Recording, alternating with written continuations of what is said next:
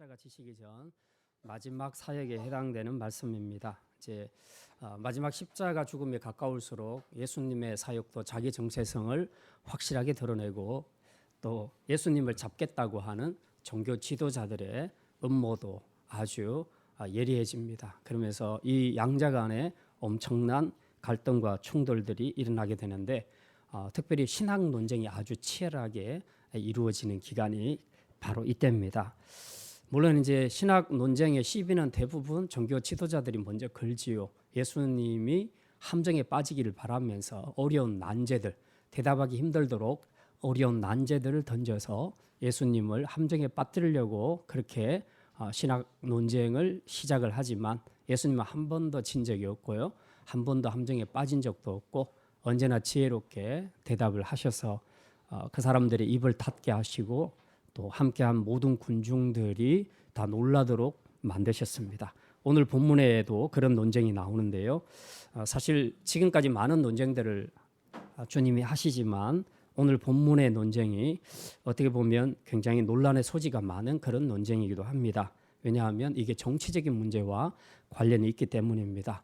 요즘도 정치적으로 굉장히 예민한 때라 정치적인 부분들은 모두가 다 좀 듣기를 힘들어하는 그런 부분들이 있습니다.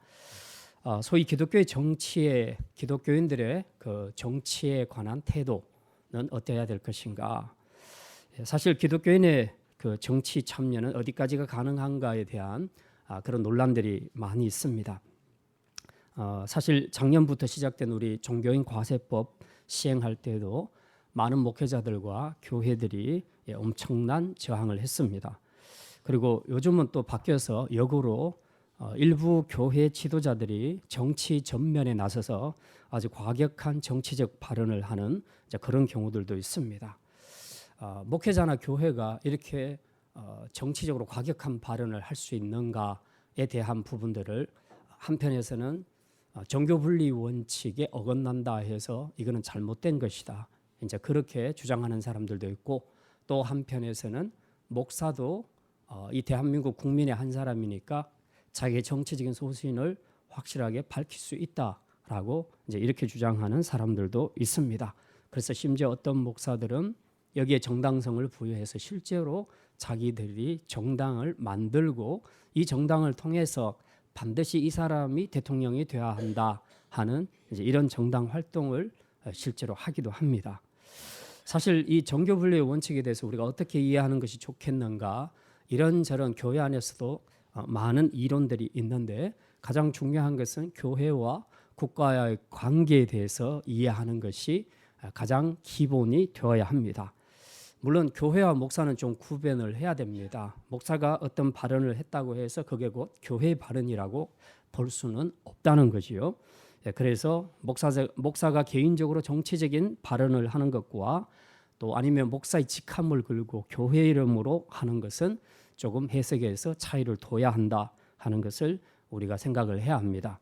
아무튼 이런 정치적인 문제는 굉장히 예민한 것이 사실입니다. 그래도 오늘 본문에서도 예수님께서 이런 부분에 대해서 분명히 언급하고 계시니까 우리가 성경적인 입장은 어떤지 우리가 좀 알아둘 필요가 있습니다.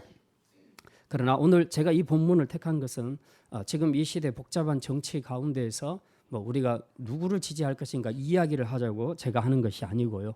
실제로 이 논쟁에서 예수님이 진짜 말씀하시고 싶어 하셨던 중요한 핵심 주제가 있다는 겁니다. 사실은 오늘 그걸 좀 생각을 하려고 합니다. 먼저 오늘 본문 내용을 여러분이 다 읽으셨습니다만은 간단히 정리해 드립니다.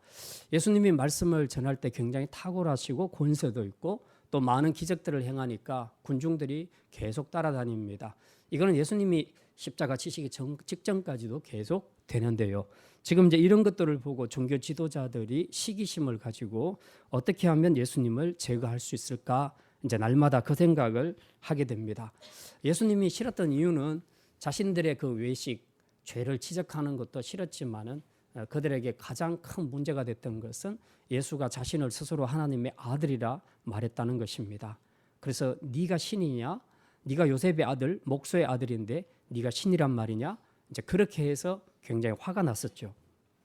그래서 이 예수님을 잡으려고 했는데 19절에 보면 이 사람들이 청중들을 굉장히 두려워해서 함부로 예수님을 잡지를 못합니다.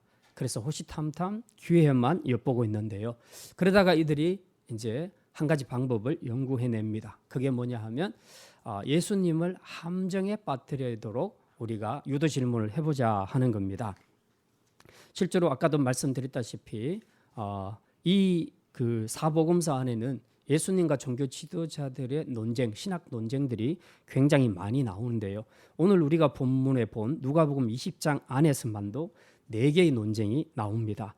권위에 대한 논쟁이 있고, 그다음 부활에 대한 논쟁이 있고, 그리스도와 다윗의 자손에 대한 논쟁이 있고, 그리고 오늘 본문에 본 가이사에게 세금을 바치는 것이 가하냐 하는 이제 이런 논쟁들이 있습니다. 그 중에서도 오늘 논쟁은 굉장히 그들에게는 중요한 논쟁입니다. 다른 것도 중요하지만 이 논쟁이 특별히 중요한 의미를 가집니다. 왜냐하면 바리새인들 같은 경우는 예수님이 스스로 하나님의 아들이라 말한 이 죄목을 가지고 종교적인 제목을 걸어서 이미 사내들인 공회에서 그는 사형에 합법하다고 판결을 내립니다. 그런데도 불구하고 이게 무의미한 것은 그들에게는 사람을 죽일 사형 권한이 없었다는 겁니다. 판결을 아무리 내려도 그를 죽일 수 있는 권한이 없었다는 거죠. 그 권한은 로마가 가지고 있습니다. 근데 로마는 종교에 대해서 잘 알지를 못합니다. 그래서 아무리 시도해봐도 안 되니까 결국 마지막에 이들이 연구해낸 것은 이 사람을 종교적인 죄목이 아니라 정치적인 죄목을 걸어서 정치범으로 만들어야 되겠다라고 생각을 한 겁니다. 그러면 어떻게 하면 이 사람이 로마법의 실정법에 걸리는 반역자가 될 수 있을까? 이제 그 부분을 연구하다가 기가 막힌 질문 하나를 생각해냅니다. 그게 바로 오늘 본문에 나오는 내용이죠. 가이사에게 세금을 내야 합니까? 하는 그런 내용입니다. 이제 그들은 이 예수님에게 이런 질문을 통해서 예수님이 함정에 걸려 들어가도록 합니다. 그런데 오늘 본문에 보면 예수님께서 이렇게 대답합니다. 그런즉 가이사의 것은 가이사에게, 하나님의 것은 하나님에게 바치라. 이렇게 말씀하시니까 그들은 더 이상 말을 못하고 이제 입을 닫게 되었다고 말합니다. 그러면 도대체 이 말이 무슨 뜻이냐? 무슨 뜻인데 이들이 다 입을 막고 더 이상 대꾸를 하지 못했는가? 이게 참 궁금합니다. 그리고 그것과 함께 이 대답을 통해서 아까 말씀드린 것처럼 예수님이 진짜 이 말 속에서 뭘 지금 말씀하시고자 하는가? 그 중심 메시지가 있을 것인데 이제 그것이 굉장히 궁금합니다. 그래서 오늘 2가지에 대해서 함께 생각을 합니다. 첫째는 가이사의 것은 가이사에게, 하나님이 세우신 권위를 존중합시다. 우리 한번 따라합시다. 가이사의 것은 가이사에게, 하나님이 세우신 권위를 존중합시다.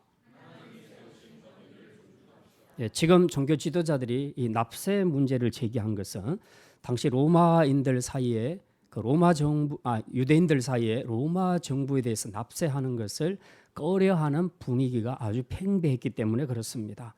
사실 로마는 정복하는 나라마다 전부 각종 세금들을 붙여서 이제 세금을 징수하게 되는데 그 여러 가지 세금들 항목 중에서 인두세라는 것이 있습니다.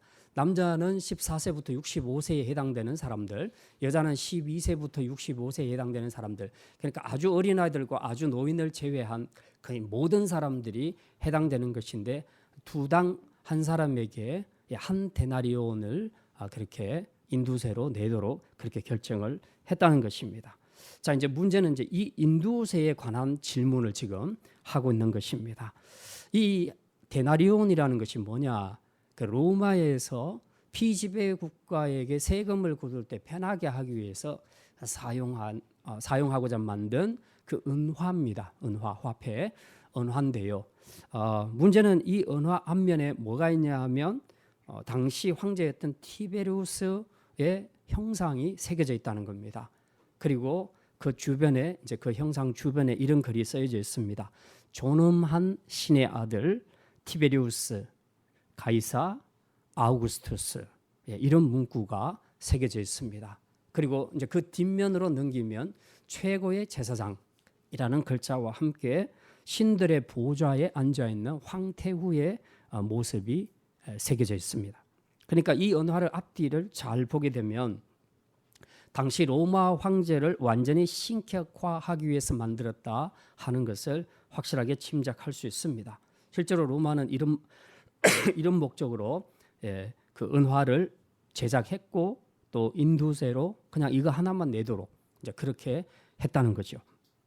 자, 그러니 하나님을 믿는 이 유다 백성들의 입장에서는 이게 굉장히 껄끄러운 겁니다. 싫은 겁니다. 더더군다나 이스라엘 백성들은 우리가 아는 것처럼 자신들은 특별한 선택을 받았다는 선민 사상을 가지고 있었죠. 그리고 이방인들을 볼 때는 개와 같이 여겼습니다. 자존심으로 말하자면 이렇게 높은 자존심을 가지고 있는 민족이 세상에는 없다는 겁니다. 그런데 이 민족에게 지금 로마 황제의 형상이 새겨진, 그것도 신성시하고 있는 이 그림을 가지고 있는 은화를 가지고 세금을 내라 하니 이게 얼마나 자존심 상하는 일입니까? 그리고 신앙적으로도 이건 아니다라는 생각을 하게 된 거죠. 그러니 유대인들이 전부 이 납세를 하는 데 있어서 꺼려했다는 겁니다. 자, 이제 그 중에서도 특별히 그 젤롯이라는 그 열심 당원들이 있는데, 유대인들 사이에 우리로 말하자면 뭐 극우파 이제 이렇게 생각해도 되겠습니다. 이제 그런 사람들이 이 로마 정부에 대해서 납세하는 것을 거부하는 이런 저항 운동을 일으키기를 시작을 합니다. 그리고 다른 유대인들도 마지못해 세금을 내도 절대로 이 데나리온으로 세금을 내지는 않았다는 겁니다. 자존심 상하니까. 그러니까 자기 돈으로 내면 누군가 그걸 바꿔서 데나리온으로 내도록 이제 그렇게 했다는 거죠. 자, 이제 지금 상황이 이렇습니다. 로마에 납세하는 상황들이 유대인들 입장에서는 굉장히 거부 반응이 높아지는 이제 그런 상황에서 이 바리새인들이, 종교 지도자들이 찾아와서 예수님에게 가이사에게 세금을 내는 것이 옳습니까? 옳지 않습니까? 라고 이제 이렇게 질문을 하는 거죠. 그야말로 돌직구를 날린 거죠. 자, 예수님의 입장에서는 참 난감합니다. 왜냐하면 세금을 내야 해 이렇게 말하면 누가 반대하겠습니까? 유대인들이 반대하겠죠. 알고 봤더니 이 사람 완전히 배신자네, 이렇게 생각을 한다는 거죠. 그래서 로마의 앞잡이네. 그러면 당연히 예수님께 등을 돌리게 될 것입니다. 반대로 세금을 내지 말라고 하면 또 누가 싫어하겠습니까? 로마 정부가 싫어하겠죠. 로마 정부가 자신들의 정책에 저항한다 해서 예수님을 잡아서 심하면 예수님을 사형시킬 수도 있습니다. 그러니까 예수님의 입장에서는 완전 진퇴양난의 위기에 빠져 있는 거죠. 바로 이런 상황에서 예수님은 절묘한 신의 한 수를 두게 됩니다. 자, 그 내용이 25절에 기록이 되어 있습니다. 25절 말씀 우리 같이 읽겠습니다. 이르시되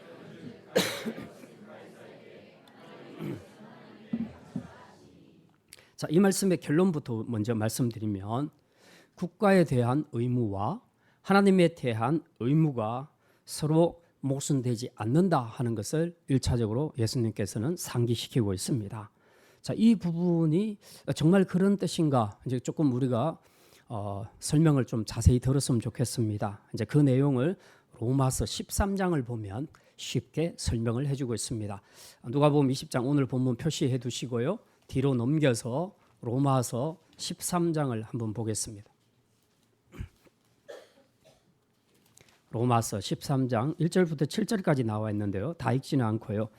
먼저 이제 이 로마서 13장은 사도 바울이 로마 교인들을 향해서 쓴 편지인데, 그 중에 성도들이 지금 당시에 로마 정부가 내린 그 정책 혹은 결정에 대해서 이건 도대체 어떻게 하는 것이 좋겠는가 고민을 하고 갈등을 하고 있는 상황에서 이렇게 하는 것이 맞다라고 조언하는 내용이 이제 오늘 로마서 13장 1절부터 7절에 기록된 겁니다. 이게 이제 흔히 우리가 말하는 교회와 국가의 관계, 또 국가와 성도의 관계, 이제 이렇게 설명할 수도 있겠습니다. 자, 우리 13장 1절부터 2절까지 1절, 2절 같이 읽겠습니다. 각 사람은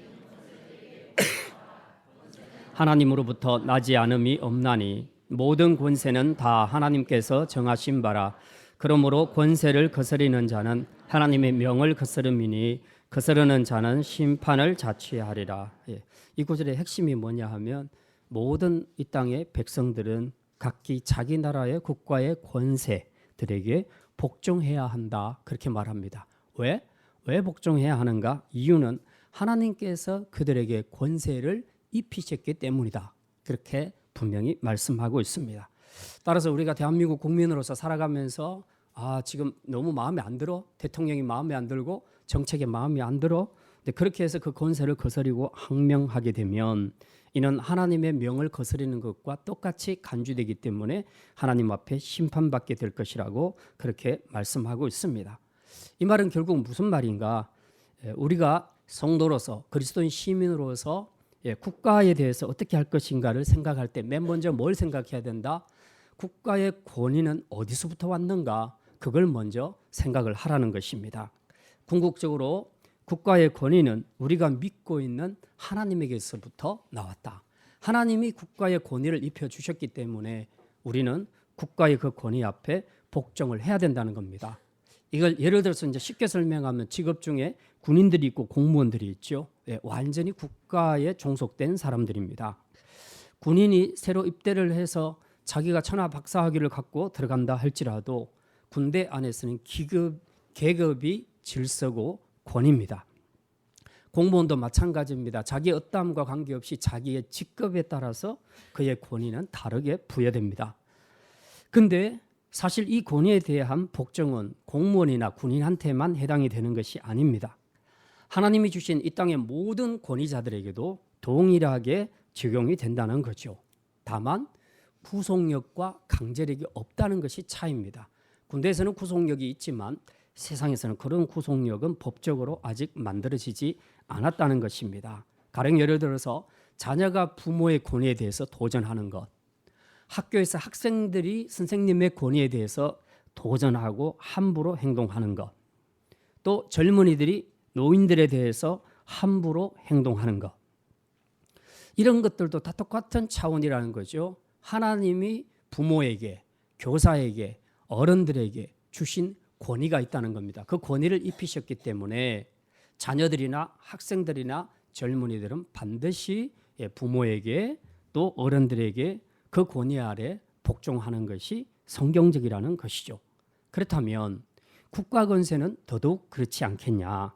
하나님이 지금 이 큰 나라를 경영하고 계시는데 이 국가의 경영을 하도록 하기 위해서 하나님께서 그에게 힘을 실어 주십니다. 첫째는 권위를 입혀 주십니다. 권세를 주신다는 겁니다. 그렇게 해서 모든 국민은 이제 국가의 권세 아래 복종하고 국민의 의무를 다 하는 것이 성경적이라는 거죠. 그래서 지금은 국민의 4대 의무 혹은 6대 의무, 그래서 국민의 의무를 그렇게 말하고 있지만 그런 법적인 것을 떠나서도 우리는 기본적으로 국가에 대해서 이 국가의 권세에 대해서는 복종해야 한다는 사실입니다. 심지어 사도 바울은 로마서 13장 3절에서 4절까지 보면 국가를 어느 정도로 해석하느냐, 하나님이 쓰시는 사역자라고 그렇게 표현을 하고 있습니다. 우리 로마서 13장 3절 4절 3절 4절 같이 읽습니다. 다스리는 자들은 선한 일에 대하여 두려움이 되지 않고 악한 일에 대하여 되나니 내가 권세를 두려워하지 아니하려느냐. 선을 행하라. 그리하면 그에게 칭찬이, 그는 하나님의 사역자가 되어 내게 선을 그가 공연히 칼을 가지지 아니하였으니 곧 하나님의 사역자가 되어 악을 행하는 자에게 진노하심을 따라 보응하는 자니라. 국가의 사명이 뭐냐 이렇게 보니까 선을 보상하고 악을 징벌한다. 이렇게 함으로써 공의로 이 세상을 다스려서 백성들이 잘 살 수 있도록 하는 사명을 국가가 하나님께로부터 부여받았다는 겁니다. 물론 이제 불신 위정자들은 이런 걸 못 깨닫죠. 하나님이란 존재를 안 믿으니까 그냥 내가 최고야 하고 그렇게 군림하는 정치를 하겠죠. 그러나 우리 그리스도인들은 이 원리를 분명히 알고 있어야 됩니다. 그래서 하나님은 이 국가를 경영할 수 있도록 위정자들에게 권세를 주시고 또 심지어 거기에 공의의 칼, 다스릴 수 있는 공의의 칼, 이걸 우리는 흔히 공권력이라고 그렇게 말합니다. 이걸 하나님이 주셨다는 겁니다. 바로 이런 점 때문에 사도 바울은 국가 권세를 하나님의 사역자다라고까지 표현을 하고 있습니다. 그래서 결론적으로 7절에서 로마서 13장 7절에서 뭐라고 말합니까? 우리 7절 말씀 같이 읽습니다. 모든 자에게 줄 것을 주되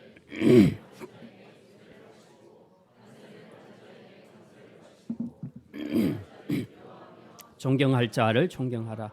결론이 뭡니까? 하나님이 세우신 모든 권위와 질서, 거기에 합당한 복종을 하라는 겁니다. 세금도 내고 국방의 의무도 하고 교육의 의무도 하고 근로의 의무도 하고 두려워할 자는 두려워하고 존경할 자는 존경하고, 그래서 하나님이 세우신 모든 권위와 질서에 복종하라는 것이 성경의 기본적인 가르침입니다. 그런 점에서 가이사의 것은 가이사에게 하는 예수님의 말씀은 1차적으로 국가에 대한 의무를 충실히 하라는 것을 분명히 알 수 있습니다. 물론 성경을 배경으로 하는 지금 이 시대나 아니면 중세 시대나 이런 시대를 보게 되면 다 왕이나 귀족들이 다스리던 봉건 시대였기 때문에 지금의 민주주의와는 조금 다를 수가 있습니다. 지금의 우리 민주주의의 주권은 왕에게 있지 않죠. 국민들에게 있고, 우리는 전쟁을 통해서가 아니라 싸움을 통해서가 아니라 투표를 통해서 권력을 교체할 수도 있습니다.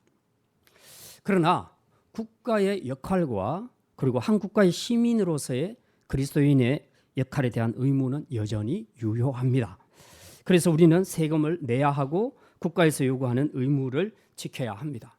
그리고 국민으로부터 위임된 권력을 비판만 하지 말고 욕만 하지 말고 그 권위를 최소한 존중해주고 그들이 바르게 통치할 수 있도록 기도해야 할 의무가 그리스도인 시민들에게 있다는 것을 우리가 기억해야 합니다. 이처럼 국가란 하나님이 타락한 세상에서 최소한의 평화와 정의를 위해서 세우신 기관이라는 것입니다. 하나님은 국가를 세우시고 그 권위를 입혀주셨습니다. 그래서 가이사의 것은 가이사에게 바쳐야 한다고 예수님께서 말씀하시는 겁니다. 그러므로 국가를 세우시고 그 권위를 입히신 하나님의 그 권위를 우리가 인정한다면 우리는 국가는 물론 하나님이 세우신 모든 권위자들을 대할 때도 더 조심할 필요가 있습니다. 내 부모가 내 마음에 안 든다고 부모 권위를 무시하거나, 선생님이 내 마음에 안 든다고 선생님의 권위에 도전하거나, 국가 통치자들이 내 마음에 안 든다고 최소한의 권위도 인정하지 않고 수준 이하의 막말을 하는 것은 올바른 그리스도인 시민의 태도가 아니라는 것입니다. 요즘은 나라가 너무 정치적으로 혼란스러워서 유튜브를 들어가 보면 무서운 내용들이 너무 많습니다.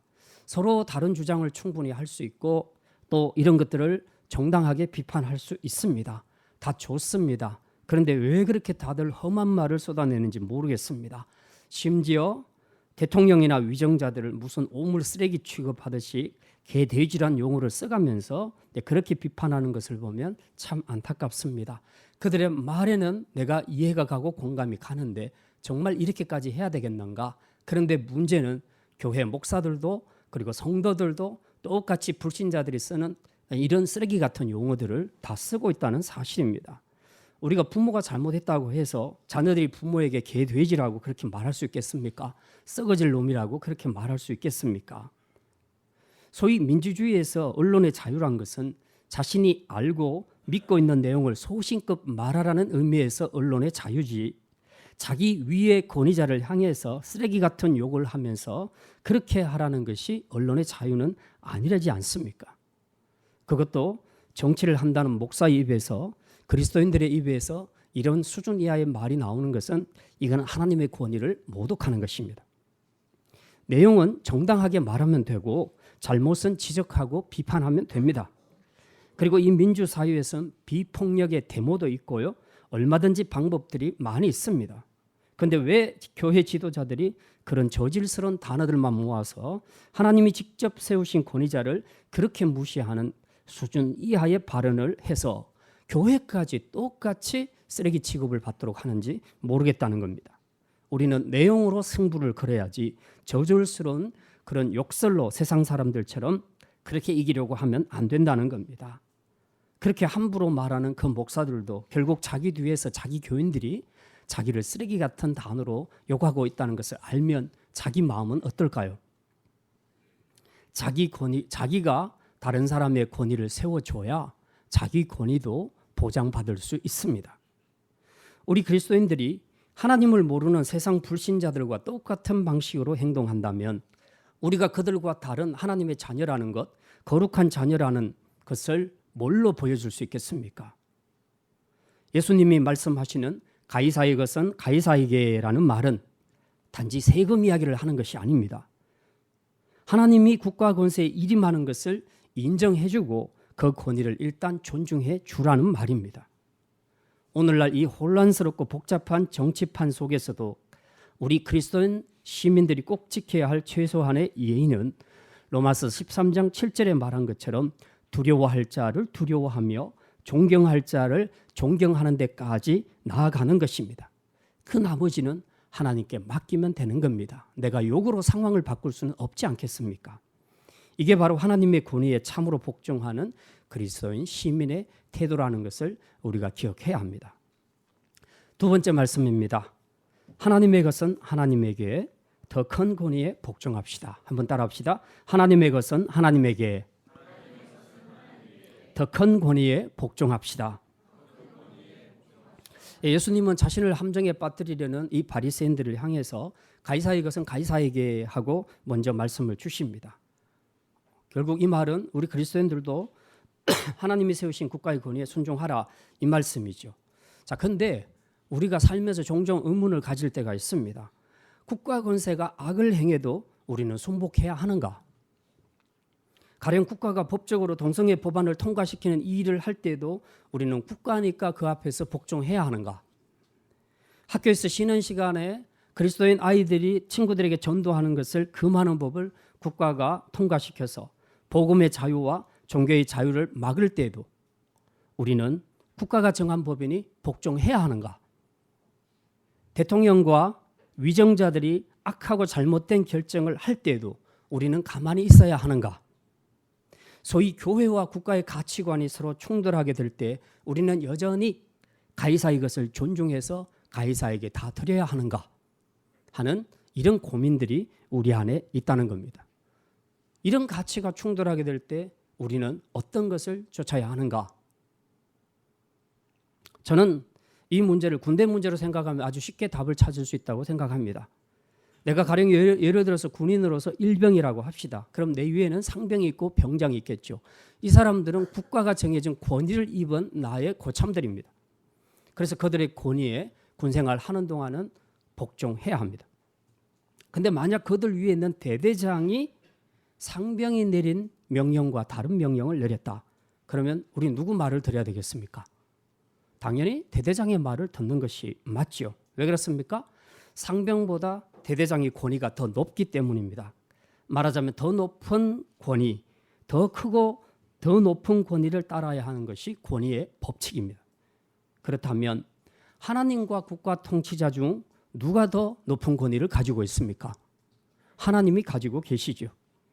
오늘 예수님도 지금 이런 관점에서 말씀을 시작합니다. 가이사의 것은 가이사에게 라고 말씀을 해놓고는 그 뒤에 바로 뭐라고 말씀하시느냐? 하나님의 것은 하나님에게 바쳐라. 이렇게 말씀합니다. 이게 무슨 말입니까? 가이사의 것과 하나님의 것을 분리하라는 뜻입니까? 야, 치사하다. 자신을 우상시하는 가이사 황제의 얼굴이 박힌 그거, 그 더러운 돈으로 세금 내버려. 그리고 너희는 이제부터 거룩한 것으로 하나님께 드려. 지금 이 말씀을 하고자 하는 겁니까?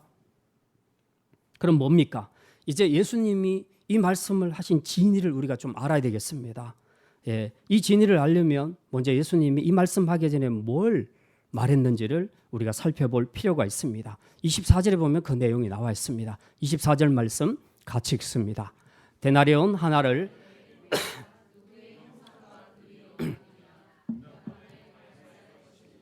예수님은 바리새인들의 질문에 대답하기 전에 먼저 뭘 가져오라 합니까? 데나리온 하나를 좀 가져와 봐라. 그리고 데나리온을 보여주면서 여기에 새겨진 형상이 누구의 형상이며 누구의 글이냐라고 묻습니다. 그랬더니 그들이 대답하죠. 당연히 가이사의 것입니다. 그러자 예수님 말합니다. 그래? 가이사의 것이면 가이사에게 바쳐. 근데 만약 너희에게 하나님의 것이라고 여겨지는 것이 있다면 너희는 하나님께 바쳐야 해. 라고 그렇게 말씀합니다. 요지가 뭡니까? 무엇이 됐건 원래 주인에게 돌려주라는 거죠. 이런 내용입니다. 가이사의 형상과 가이사의 글은 모두 가이사의 것이니 가이사에게 바쳐라. 그런데 거기서 끝나면 안 돼. 너에게 만약 하나님의 것이 있는지 없는지 확인해보고 그것이 하나님의 것이라고 생각되는 것이 발견되면 마땅히 하나님께 돌려드려라. 만약 가이사의 것과 하나님의 것이 충돌하게 된다면 어느 쪽을 택할 것인가? 하나님의 권위가 가이사의 권위보다 더 높지 않냐? 그러니 하나님께 돌려드려야 한다. 그리고서 말합니다. 가이사에게 권위를 주신 분이 하나님이시니 하나님의 권위가 가이사의 권위보다 더 크지 않냐?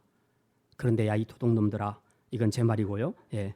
너희는 권위가 낮은 가이사에게 바칠 것에 대해서는 이렇게 예민하게 나한테 이야기하면서 정작 더 큰 권위, 최고의 권위를 가지신 하나님의 것에 대해서는 그렇게 관심이 없냐? 그렇게 도덕질을 해먹냐? 이제 그렇게 지금 돌려서 말하는 겁니다. 무슨 얘기입니까? 사실 바리새인들과 종교 지도자들은 가이사의 것을 가이사에게 바치는 일에는 엄청 몰두하고 예민하게 질문했지만 정작 하나님의 것을 하나님께 드리는 일에는 관심이 없었습니다. 우리가 잘 아는 것처럼 이들은 하나님의 것을 다 자기 욕심을 따라 처리하고 성전을 강도의 구렬로 만들어버렸습니다. 이게 성직이라는 이름으로 대제사장에게 주어진 권한을 이용해서 거기서 나오는 막대한 이익을, 부당이익을 취해서 전부 자기 입마에 포켓 다 했습니다. 하나님의 것을 하나도 하나님께로 돌려드리지 않았다는 겁니다. 그런데 지금 가이사의 것을 가이사에게 드려야 되냐고 이 질문을 하고 있습니다. 이게 바로 바리새인들의 신앙의 진면목 현 주소라는 겁니다. 이걸 예수님께서 까발리는 겁니다. 가이사의 것은 제약이 없는 무제한적인 것이 아니고요. 하나님의 것에 의해서 제약을 받습니다. 가이사의 것이 따로 있고 하나님의 것이 따로 있는 것이 아닙니다. 모든 것은 하나님의 것입니다. 이것이 신구약 성경의 결론입니다. 따라서 국가의 권위도 마찬가지입니다. 절대 무제한적이지 않습니다. 하나님은 국가에게 무제한적인 권위를 주신 적이 없습니다. 국가의 권위까지도 하나님의 권위에 의해서 제약을 받아야 합니다. 가령 국가가 하나님의 뜻을 거스르는 정책을 시행했다. 그러면 성도는 어떻게 할 것인가? 복종할 수 없습니다. 이때 우리 성도들은 이제 평화적인 시위를 해야 되겠죠. 하나님의 뜻을 거스리고 도전하는 악한 정책들이 세워지게 되면 우리는 그 정책들이 무너지도록 끝까지 기도하면서 함께 행동으로 보여줘야 합니다. 부수자는 얘기가 아닙니다. 평화적인 시위를 해야 한다는 겁니다. 동일한 원리로 국가에 대한 그리스도인의 충성도 무제한이 아닙니다. 그리스도인의 국가에 대한 충성도 하나님의 권위에 의해서 제약을 받아야 합니다. 국가가 만약 하나님의 뜻에 순종해서 바르게 법을 제정하고 그렇게 통치한다면 성도들도 기꺼이 국가를 위해서 국가를 존중하고 충성을 다해야 합니다. 국가가 위기를 당할 때는 목숨을 바쳐서 싸울 호국 기독교의 길도 마다하지 않아야 합니다. 그것은 더 큰 권위자이신 하나님의 뜻과 일치하기 때문입니다. 그런데 만약 우리가 일본처럼 과거에 독일 히틀러가 나왔던 독일처럼 제국주의가 되어서 우리나라가 전쟁을 일삼고 다른 나라를 괴롭히고 침략하는 일을 우리 정부가 만약 주도한다면, 그런 일은 없겠지만 그런 일이 생긴다면 우리는 조국의 부름에 응할 수 없습니다. 그때는 우리 그리스도인들도 병역의 의무를 거부할 수 있습니다. 왜냐하면 탐욕으로 인한 전쟁과 학살은 더 큰 권위자이신 하나님의 정의와 사랑과 평화의 정신에 어긋나기 때문입니다. 그래서 우리는 가이사의 것은 가이사에게 바치되 무제한이 아니라는 것을 우리가 꼭 기억해야 합니다. 가이사의 형상과 가이사의 그 글이 가이사의 것이라면 마땅히 그의 것이니 그에게 바쳐라 했듯이 우리 안에 소유하고 있는 것이 정말 하나님의 것임을 우리가 깨달았다면 우리는 과감하게 우리의 주인이신 하나님께 드릴 수 있어야 한다는 사실입니다. 그러면 내 삶에서 무엇이 하나님의 것입니까? 이런 생각을 할 수 있겠죠. 많은 것들이 있겠지만 오늘 본문의 말씀을 가지고 저는 한 가지만 말씀을 드립니다. 먼저 우리 자신을 생각해 보자는 거죠. 데나리온에 새겨진 형상이 가이사의 것이라면 오늘 저와 여러분 안에는 하나님의 형상이 새겨진 줄 믿으시기를 바랍니다. 그것도 아주 뚜렷이 새겨졌다는 것을 우리가 믿어야 합니다. 그렇다면 이제 우리는 누구의 것입니까? 하나님의 것입니다. 그러니 당연히 하나님께 우리를 드려야 하지 않겠습니까? 이 고백은 단지 성경 공부할 때 배우는 성경 지식과 교리에 불과한 것이 아니라는 것입니다. 정말 우리가 하나님의 형상으로 지음을 받았고 그 형상이 우리 안에 새겨져 있다면 우리는 먼저 나 자신을 내 것이 아닌 하나님의 것으로 여기고 이제 그분이 기뻐하시는 뜻대로 나의 삶을 드려야 할 것입니다. 그동안 우리는 수도 없이 바리새인처럼 가이사에게 관심을 가지면서도 정작 하나님의 것은 자기 것으로 여기고 거룩한 성전을 강도의 굴혈로 만들어버린 종교 지도자들처럼 그렇게 이제는 우리는 또 다른 성전인 우리의 몸된 성전을 함부로 더럽히고 있다는 것입니다. 이 몸된 성전은 다 주님의 것인 줄 믿으시기를 바랍니다. 내가 가진 모든 건강, 내가 가진 물질과 은사, 재능과 에너지, 이 모든 것 전부 하나님께로부터 왔음을 고백하기에 우리는 우리의 삶에서 어느 하나도 내 것이라고 주장하지 않고 하나님의 뜻을 따라 하나님 앞에 온전히 바쳐 드려야 합니다. 이제 말씀을 마칩니다. 오늘 주님이 말씀하시는 가이사의 것은 가이사에게, 하나님의 것은 하나님께 바치라는 말씀의 핵심은 국가에 세금을 잘 내라는 말이 아닙니다. 우리 안에 하나님의 형상이 새겨졌으니 하나님의 것인 줄 깨닫고 이제부터는 자기 욕망과 생각을 따라 살지 말고 하나님의 것으로 온전히 드려질 수 있도록 믿음으로 살아라는 것입니다. 그래서 이 말씀 붙잡고 앞으로 그리스도인 시민으로서 국가에 대한 의무도 잘 해야 되겠지만 또한 하나님이 세우신 모든 권위자들을 존중하고 최고의 권위자이신 하나님의 말씀에 순종하면서 우리가 늘 그분의 것임을 기억하고 그분이 원하시는 삶으로 드리는 성도로 살아갈 수 있기를 주님의 이름으로 축원합니다. 기도합니다. 하나님, 나라 상황이 심히 어렵고 위태한 중에 있습니다. 이 혼란한 정치 상황 속에서 혹여라도 우리 성도들이 그리스도인의 본분을 망각하고 세상 사람들처럼 부하내동하지 않도록 먼저 하나님이 세우신 권위를 존중하는 자들 되게 하여 주시옵소서. 또한 우리 안에 거룩하신 하나님의 형상을 새겨주셨으니 이제 우리는 우리의 것이 아니라 하나님의 것인 줄 알고 하나님의 것으로 우리 자신을 온전히 올려드리는 거룩하고 아름다운 성도의 삶을 살게 하여 주시옵소서. 감사드리며 이 모든 말씀 우리 주 예수 그리스도의 이름으로 기도드립니다. 아멘.